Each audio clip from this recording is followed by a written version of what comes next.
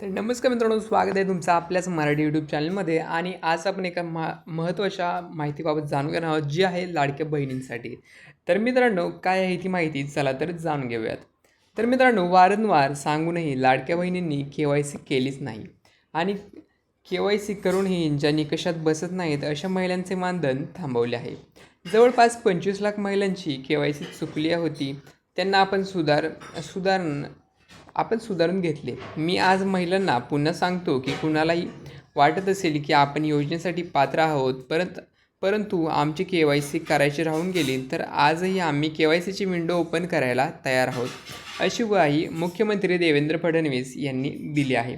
तर मित्रांनो, ज्या महिला अपात्र ठरल्या आहेत त्यांच्याकडून पैसे परत घेतले जाणार नाहीत, मात्र ज्या पुरुषांनी निधी घेतला आहे त्यांच्याकडून मात्र तो वसूल करूच, असे फडणवीस यांनी सोमवारी स्पष्ट केले.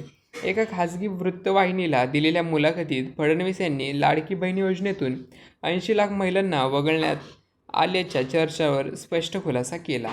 योजना सुरू केली तेव्हाच उत्पन्न, वय असे निकष होते. स्वयंघोषणेच्या आधारे योजना लागू केली.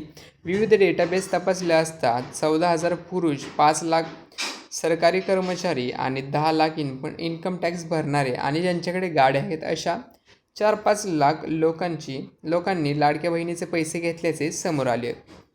यातील अनेकांनी KYC केली नाही, केवळ त्यांचेच पैसे थांबवले आहेत.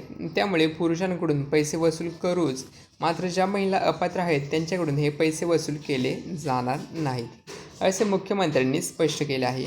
याचबरोबर मराठा आरक्षणाचा प्रश्न तुमची पाठ सोडत नाही. तसेच मनोज जरांगे आंदोलनाला बसतात की त्यांना बसवले जाते, असा प्रश्न फडणवीस यांना करण्यात आला. त्यावर ते म्हणाले, आमच्या सरकारने मराठा समाजाचे प्रश्न सोडवण्याचा प्रयत्न सातत्याने केला आहे. हे प्रश्न काही मी मुख्यमंत्री झाल्यावर तयार झाले नाही, तर 40-50 वर्षापासूनचे हे प्रश्न आहेत, मात्र त्यांची कोणी सोडवणूक केली नाही. 2014 ते 19 या काळात जेव्हा मी मुख्यमंत्री झालो तेव्हा मी हे प्रश्न सोडवले. नंतर एकनाथ शिंदे मुख्यमंत्री झाले तेव्हा त्यांनी सोडवले. आता पुन्हा मी मुख्यमंत्री झालो, आता मी हे प्रश्न सोडवतो आहे. ज्यांच्याकडून अपेक्षा आहेत त्यांच्याकडे लोक मागणी करत असतात. आम्ही हे प्रश्न सोडवून दाखवले आहेत, असे मुख्यमंत्री यांनी म्हटले आहे. तर मित्रांनो, माहिती आवडली असेल तर कमेंट करून नक्की कळवा आणि अशाच प्रकारच्या माहितीसाठी आपल्या यूट्यूब चॅनलला नक्की सबस्क्राईब करा.